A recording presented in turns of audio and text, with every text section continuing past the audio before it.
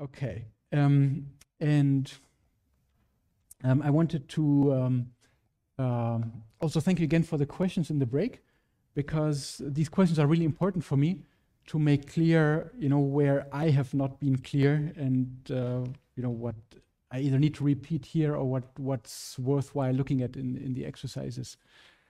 And also, Peter in discussion told me, maybe I'm too negative on the CNNs. So I just am a very critical person, yeah? So I always ask myself, is something still relevant and so on. So yes, I think the short answer is they are still completely relevant, including the example that Peter gave and that we will also have later in the lecture is denoising, diffusion models and such. So as a computational motive, CNNs are used, or convolutions are used a lot, and even the modern vision transformers, they have taken cues from CNNs, and they are not pure transformers, but they do have they do use this convolutional motive also. Okay, and we come to the picture part, and because this is machine learning and physics, I take the liberty of talking a little bit about physics also today, specifically about super resolution microscopy. Who knows how one of the methods works? I won't ask you to present here, just show of hands. Oh, not so much. Okay, then it's good we talk about it. All right, so first let's have a look at the picture, super resolution, and let me take storm as an example. Yeah. Okay, so I'm just looking for a pretty picture which shows before and after. That's the typical kind of thing. On the left is what you would obtain with conventional microscopy. On the right is what you obtain with super resolution microscopy. Kind of interesting, right? The kind of result that you would like to have. Now, what is it and why is it a thing? We here see, so in ray optics, if you image a perfect point source, then in the imaging plane, it will be, if you have a good lens and so on, in ray optics, a perfect point maps to a perfect point. In real life, a perfect point, if you don't do ray optics, but if you do wave optics, if you do Fourier optics, in real life, a point maps to an Airy disk or Airy pattern. Yeah? So here we see it in one dimension. So if we have, actually these are 2 point sources, they're just very close together. And so we just see a single intensity peak. And then you see a little bit the side lobes here. And the side lobes, where do they come from? Because in wave optics, you can understand that as light travels through space, space acts like a Fourier transform, and then the lens itself, it's like you multiply the aperture onto the Fourier transform of your image, and and then there's further space propagation, which is like inverse Fourier transform, and this multiplication with the spherical aperture results then in the image domain in a convolution of the true image with the Airy pattern. And then, okay, we only look at the intensities, we cannot see the phase. But so for 2 really close by objects, this is what you will see, a single blob. Here, these 2 objects are a little bit further apart, and we can start discerning them. There is the Rayleigh separation or Abbe criterion. So beyond this, conventionally one would agree that yes, we see 2 objects, and then as the objects are further and further apart, it becomes increasingly clear that these are really 2 point sources and not 1. Okay, and so Rayleigh and Abbe, they came up with this. So, by the way, can we see Abbe Denkmal Jena? Yeah, this is what I want. So Abbe was using these kind of patterns to study. So this is a monument in Jena to Ernst Abbe.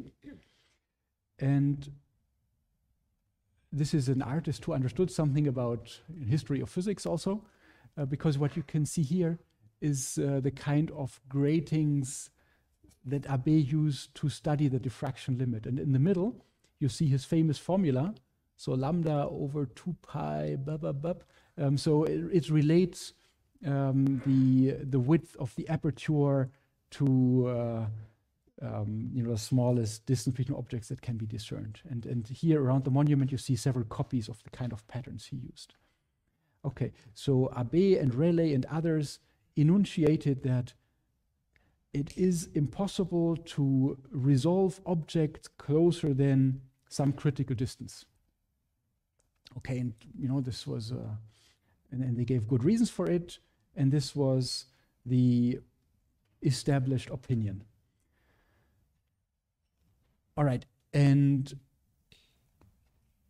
then came, and this brings me to my second story of resilience, then came Stefan Hell, and he was one out of, different people were working on different concepts around the time, but I think in modern times he was the first one. So he studied physics in Heidelberg. He probably sat on one of these benches, and he was studying microscopy and then versions of improved microscopy like 4-pi microscopy. And then he had ideas about we can perhaps create images that are finer than the resolution limit. And basically people declared him nuts and nobody wanted to give him a job. And he really had a few difficult years. And eventually, in his garage and on his own money, built a device with which he could ultimately put his ideas to the test. And the test worked. And this eventually earned him then the 2014 Nobel Prize for STED, stimulated emission depletion microscopy, one out of several kinds of super resolution microscopy that exist today. Because it has been possible to create images with resolution greater than this resolution limit, without, however, breaking Abbe's law. Yeah, and that's interesting because Abbe's law said that if you take a single image of a sample, you cannot resolve objects closer than some critical distance. And this is still true, this still holds. But the modern techniques like STED and STORM and so on, they take multiple images of the same sample and then reconstruct a image with resolution greater than was traditionally possible. So they don't break any physical laws, but the scientific community, it did not want to listen. Yeah. So sort of if they received an abstract or an application by a smart person who said, I want to build devices that can give images greater than the resolution limit, that was sort of the at this moment the spam detection kicked in. The person was not given a job, a paper was not published, and so on. Yeah, because there is Abbe's and Rayleigh's rule, right? It's a law of nature, and so on. So, yeah, that was a second example of resilience, and in the end, prevailing in the end that I wanted to give, and so. There are two kinds of people who work against the mainstream.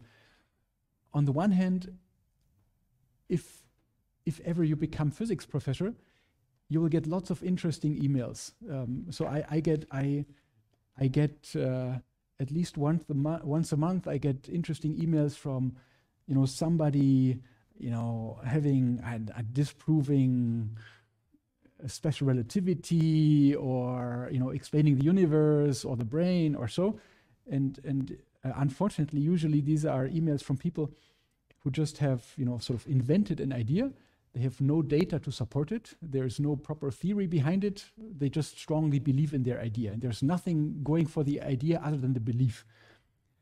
Now, unfortunately, most of these beliefs, or at least all the ones that I've seen so far, they happen to not go anywhere. But if you have an idea that you can support by data, or damn, convolutional networks work, or maybe I can create a super resolution image if I don't take one image but very many.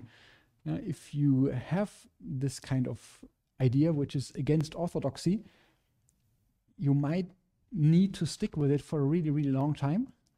But if you do, and if you, in many cases, you will have to build the device, then in the end, I think you can prevail. And we've seen 2 cases today of Le Cun and Stefan Hell, where they did prevail. Okay, so let's look at this idea in more detail. Now here is an Airy disk. Here is an Airy disk in great resolution. And so if I zoom in a lot, you can maybe see, or maybe not, you can maybe see a little bit, this side lobe here. All right, so this is what the image of a point object looks like in the imaging plane. But we cannot produce pixels this small. So normally, and this is the same image, just different kind of plot. And I'm sorry, I should have probably used grayscale and not this pseudo color. And whenever I show plots where the legend or the title is a little bit ugly, you can see that I've been GPT programming rather than proper programming. Okay. So with pixels that you can really produce in hardware, it might look like so, or more probably, because there's just a minimum size to how small can you make pixels, probably it looks like so. Yeah, so we've been looking at the same Airy disk over and over. Yeah, so here 3D version, here 2D version. All right, and this is what it will really look like. And here, by the way, this picture here, I have not sampled the Airy disk. I've properly integrated the intensity over those pixels. All right, so this is what the image will look like. Now, from this image here, and yeah, I'm sorry for the poor contrast, the question is, can you still estimate from this kind of image the precise position of where the point source gets mapped in your image plane? Think about this for a moment. Clearly the maximum is here, but the true maximum is not at the center of this pixel. It's a little bit off. Can we still estimate the true position of the point source with sub-pixel accuracy?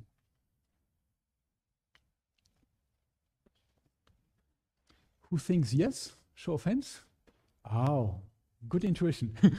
So, we have a parametric model of, this is also called the point spread function of what it looks like.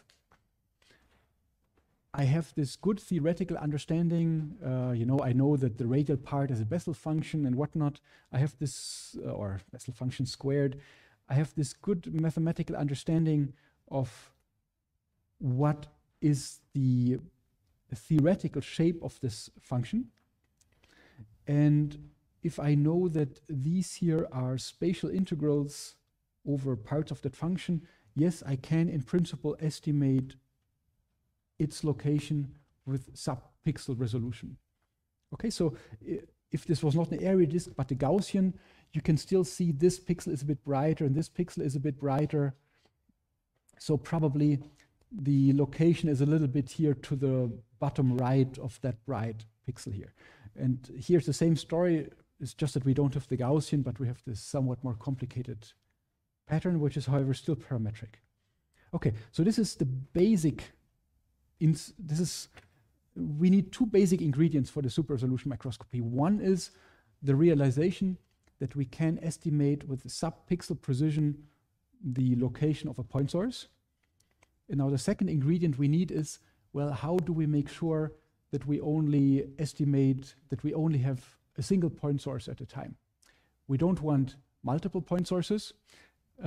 We don't want multiple point sources on, because then we get this superposition, but we want only a single point source at a time in such a small field of view. And how can we guarantee this? And well, Stefan Hell with stimulate emission depletion came up with one way. So that's one version of fluorescence microscopy. And maybe the simplest one conceptually is called STORM. STORM, the STO is for stochastic, and the rest I forget. It's, I think, stochastic resolution microscopy. And in stochastic resolution microscopy, you make sure that only very few fluorophores are switched on at any one time. So, of course, in a sample, you have millions of molecules, but now if you want only few of them to fluoresce, you could either accomplish that in principle by, you know, irradiating it with very little light so that only few of them come on, or you can irradiate all of them and then quench most of them by, you know, stimulating an emission. However you do it, the important thing is to have only few fluorophores on at any one time. All right, and so the microscopy was, this type of microscopy was developed, and in the beginning there was no proper, or, you know, not a very well recognized algorithm to now estimate the actual positions accurately. And then a large number of algorithms were developed. And if we look at this picture here, we have detection accuracy and localization error. So you see better. We want to be in the lower right corner. And each point in this diagram is a few years worth of work. So each point in this diagram is one method published by one set of authors trying to solve the problem. Yeah, so we easily see 100 you know, person or rather PhD student years in this plot. And you want to be in the bottom right corner. And well, the outlier here in the bottom right corner is the method that these authors propose. One of them is Anna Kreszok, who did her PhD in our department, or specifically in my lab. And this is, you know, after she moved on, she's now group leader at EMBL. And so they have developed the best method at that time, and I think it still is. And this is a method based on convolutional neural networks, which is why we talk about it today, right? So how did that work?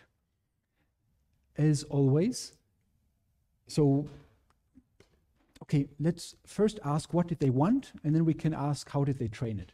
So what did they want? They wanted to put in many images. In each of these images, you see that only a few fluorophores are on. So now we don't have these pretty pictures of Airy disk that I showed earlier. You know, here there's also the censure noise, and there is the Poisson noise, and you know, all kinds of things. So these are multiple images of the same sample with different fluorophores on each time. So here, the fluorophore has been switched on, and in the next image it is off, and in the next image it is maybe on again, and so on. Now, they wanted to put this into a neural network, and here, you know, I showed these boxes, and I said that a box is a layer corresponding of multiple channels, and here we see many of these boxes. We also see a motif where there is some downsampling and some upsampling, and we'll talk about that in more detail. And we also see skip layers. Yeah? So these are typical UNet architectures or hourglass architectures. Okay, and so what's wanted here is that the network should please produce multiple outputs. Namely, it should say where are point sources, that's these points here, it should say where are they located exactly. Yeah, so please give me sub-pixel accurate estimates. And these are these delta x, delta y, and delta z plots. And the reason I picked this paper is, on the one hand, you know, it's physics and machine learning coming together. And on the other hand, it shows you a trick how even with the CNN, you can discuss properties that are sub-pixel resolution. Yeah, because in the CNNs, you know, we talked about the filters and we talked about the pixels and so on. And naively, at first sight, it looks like a CNN can only make statements about 1 pixel at a time. But here is a very nice trick of how you can make statements about things that happen between pixels. Yeah?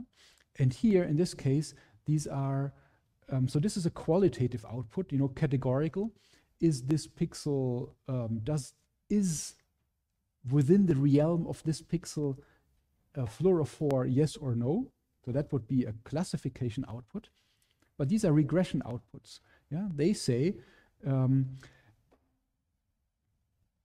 assuming that there is a fluorophore at this pixel, what is its relative displacement? Yeah, so we could say, let's say plus 100 would be the boundary of the pixel on the right-hand side, minus 100 would be the boundary of the pixel on the left-hand side. And now, assuming that there is a fluorophore at this pixel, you know, give me a number between minus 100 and plus 100, which tells me how big is the x shift relative to the center of the pixel. And the same for y. And here, because it's a 3D sample, also the same for z. Then the network should also please create an uncertainty estimate of, you know, how sure is it. Then it should say how bright, you know, if there is a fluorophore at this pixel, how bright would it be? And then finally, it should also estimate a background. Okay, and then with all this information together, so where are fluorophores? What is their relative displacement and what is their uncertainty? We can create these blobs here. So that's in X, Y, Z space. And then this can be turned into final image, which then has super resolution accuracy. So this is after training. This is what the network is supposed to do. But now how do we get there? How is it trained? And this is a nice example where the physical laws were used to generate training data. Specifically, what happens in a microscope is very well understood. So in the forward pass here, you can just say, okay, you know, let's throw a dice and create a couple of emitters, or I call them fluorophores. Yeah, so here in the XYZ space, this is where the dice has been rolled and there were emitters. Then another dice was thrown to switch them on or off for a single image at a time. Then the point spread function, or Airy disk, or, you know, a 3D version of the Airy disk. It's a bit more complicated. The Airy disk is for a perfect lens. A real microscope doesn't have perfect lenses, but we understand its aberrations pretty well. So if we take all of this together, this gives me the point spread function. So the fluorophores which were switched on were convolved with these point spread functions. And then the thing went through a virtual camera. Yeah, the camera has a finite number of pixels. And so the imaging process, in summary, the imaging process was simulated. Yeah, and then we have emitters and we have a corresponding image sequence. And now the neural network, and we also know what's the ground truth. So where were the emitters, what's the relative shift and so on. And now the neural network was trained on this data. And so the kind of human engineering that went in there was, for example, here. In the relative shifts, they are only meaningful if there is a fluorophore. So in principle, one could have said, okay, let's predict relative shifts only at the pixels at which we have an emitter. But that would give a very, you know, point-wise image, and it's not very nice to learn smooth filters and so on. Yeah? So in this ground truth generation, they smoothed this information here. Or they had also pixels that are further away vote for the true location of an emitter. Okay, so this network was trained. In the end, it did that, and in the end, it produced that. So the best known method for, at that time at least, for the analysis of super resolution microscopy data. Very nice collaboration from people in Tübingen, Heidelberg, and Janelia Research Campus. Good. So this is one example of where a convolutional network has been used to solve a problem from physics. Do you have any questions about that? Yeah.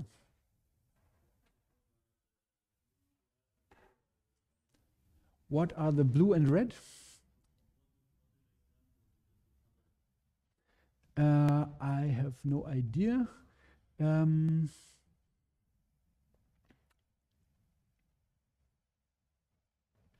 I don't know. It's different classes of prior methods.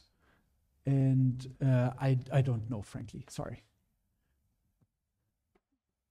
Other questions? Yes. Mm-hmm.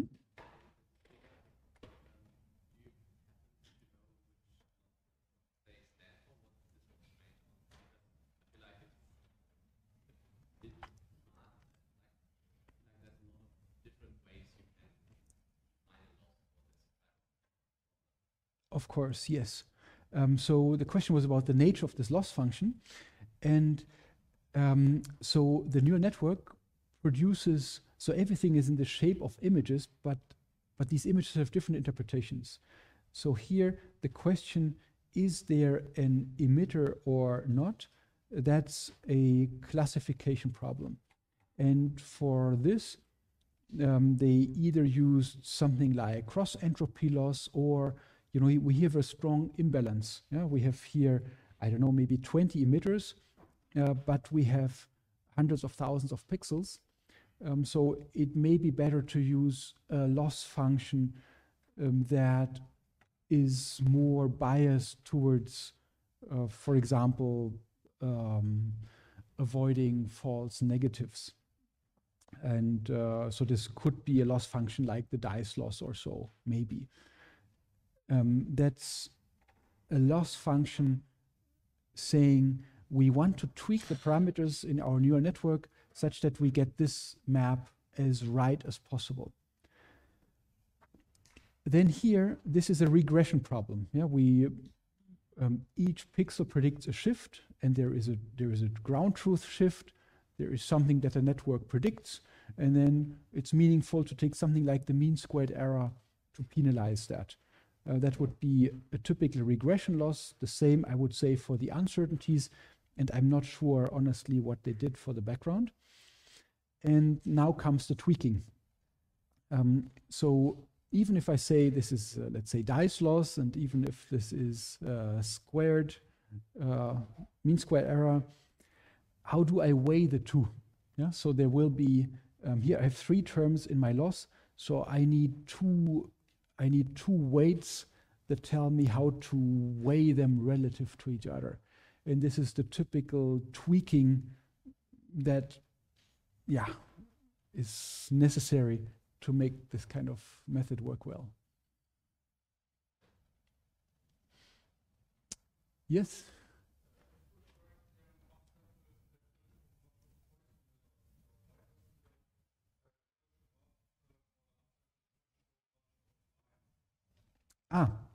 The question is, why does this show lines? Because this is what the whole image looks like. So here on the left-hand side, these are tiny images, smaller than the size of my cursor on the right-hand side. Yeah, so the images that we see on the left-hand side in relative scale are maybe like so on the right-hand side. You don't like the figure 1. But the answer is clear? Okay. Yes?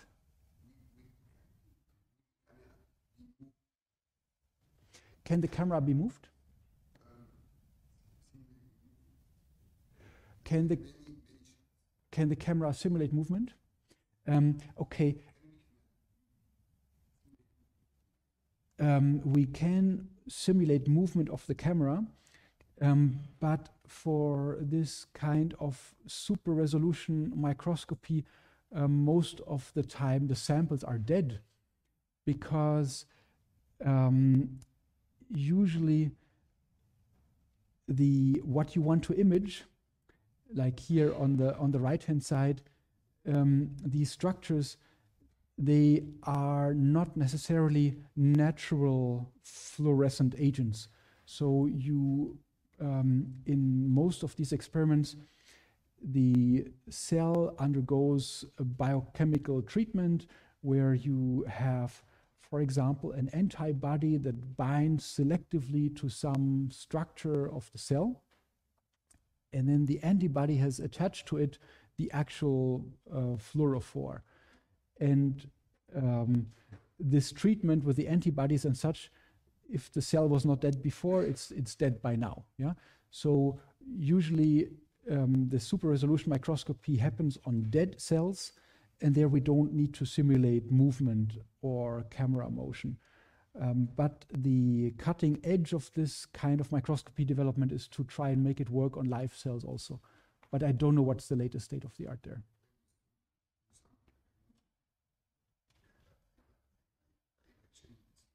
Vibration.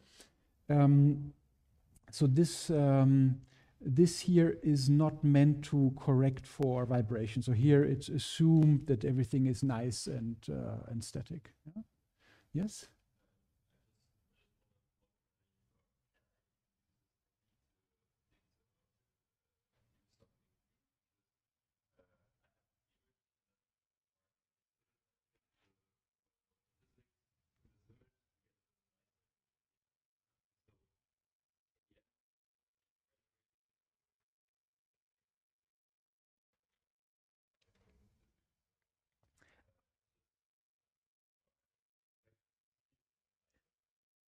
So the question was, have I learned anything new by this super resolution microscopy? Yes, you can learn something new because, so for example, colleagues here in Heidelberg in the Sonderforschungsbereich or Collaborative Research Center 1129, they are working to understand pathogens, so viruses, but also complicated agents like the parasites that cause malaria. And in viruses, it is already a huge challenge to get high resolution images of the mature virus because you need some chemical purification procedure to produce pure virus, and then you want to crystallize it, and then you use X-ray diffraction, or that has been traditionally the way how to obtain virus, let's say, high-resolution images. There is a new set of technique, which I'm not mentioning now, but there is the whole process of how are the parts of the viruses assembled and so on. And even if we know what the final virus looks like in shape, and you've seen the pretty images already in your biology school books and in high school for the few viruses where it was possible to do X-ray structure at the time. Even if we know what the structure of the final virus is, it's not clear what its building parts while it is being assembled, what they look like and where they are and how they are trafficked through membranes, etc., etc. And this is important to understand this is important to understand the virus replication mechanism, and understanding the virus replication mechanism is important if you want to find ways of inhibiting this virus production in serious diseases like HIV. And there is, so if you want to obtain this kind of super high resolution image, you're very limited in your choices. One thing you can do is you can freeze your sample and then at liquid nitrogen temperature perform cryo computed tomography. You looked at tomography, at CT in your exercise. You can do the same with these very, very cold samples which have, however, exceedingly small contrast.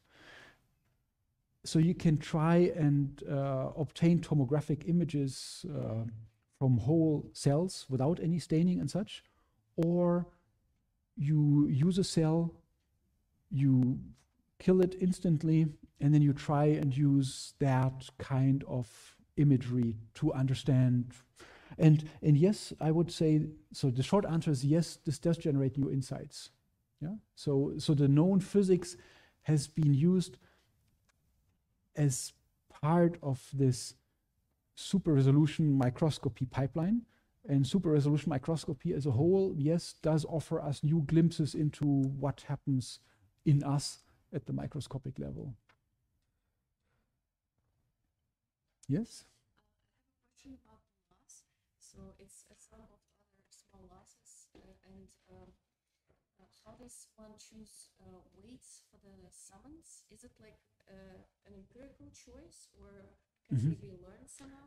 Yeah, so the question was here, and Yes. you know, in principle, there's a lambda 1 here and a lambda 2 multiplier there, and how do I find them? And I would say it's an empirical choice, yes. Yeah, so you maybe start, you know, with the weight of 1 and 1, and then perhaps you see that I'm getting the classification totally wrong, but the regression loss is fine, and then you know, start changing the relative weights. I would call it an empirical process, the typical hand-holding that you do when you train neural network architectures.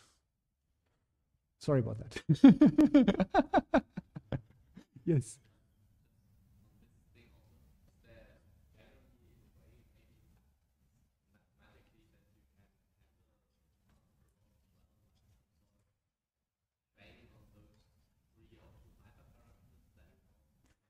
Okay, you are asking the same question in other words. Peter, do you know a more satisfactory answer?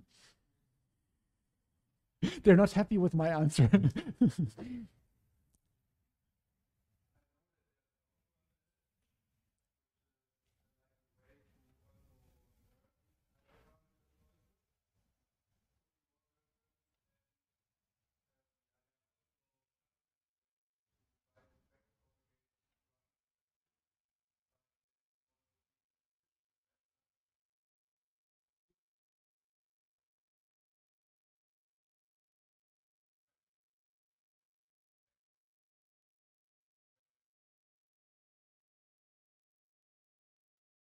Thanks, Peter.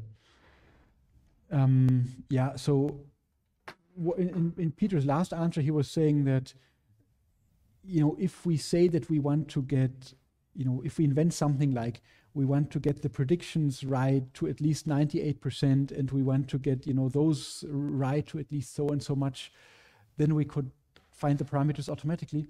But then there is some arbitrariness in those numbers or thresholds that I've just given. Yeah.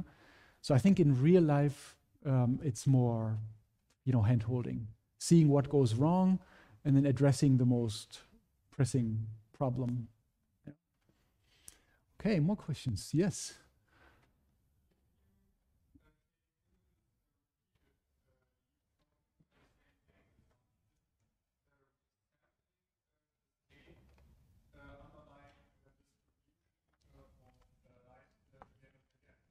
Yes.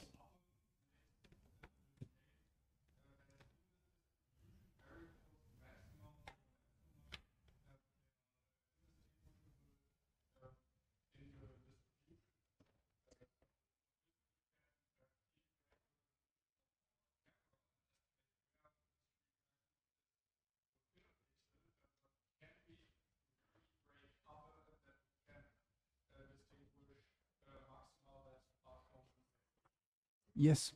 So let's assume that we have two fluorophores which are really close by. Yeah? And one important parameter in this stochastic resonance microscopy and in its friends is this probability with which we switch on a fluorophore.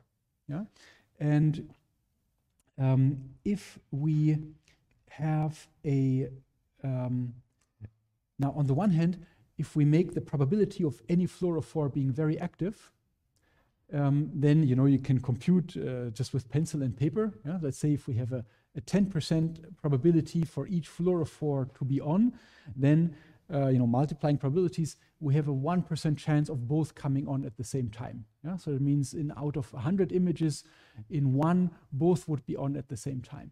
So from this perspective, from the perspective of avoiding activations, simultaneous activations of nearby fluorophores, it's nice to have a very low rate of fluorophores or low rate of activity.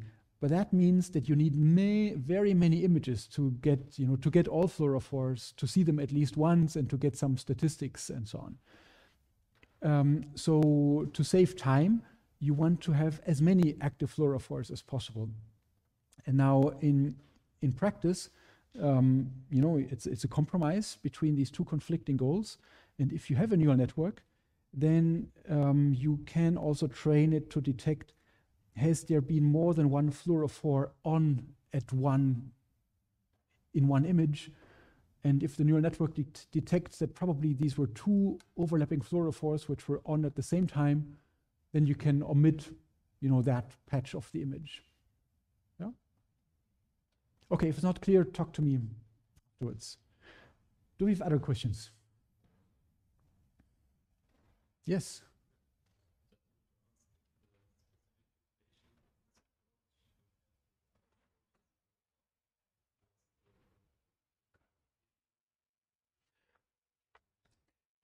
You're on camera if you walk around here.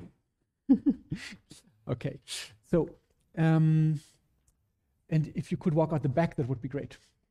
Thank you. So, the question was, what has been the specific novel contribution, I think, of this paper here? And I am not sure if they were the first neural network applied to this problem. If there are other neural network methods in this bunch of existing methods, for sure they were convolutional, because at the time, neural networks were convolutional when applied to images. And so as far as I know, they were the first to estimate simultaneously the detections and the offsets and so on with a neural network that was trained with arbitrary amounts of training data that were generated or simulated in this forward process. So, they did not invent CNNs, they did not invent the super resolution microscopy, but they somehow did lots of things right. And now, this paper here, this paper itself is not Nobel Prize winning, but it's just, state-of-the-art approach to solving a hard and relevant problem. Good, I think these are nice closing words.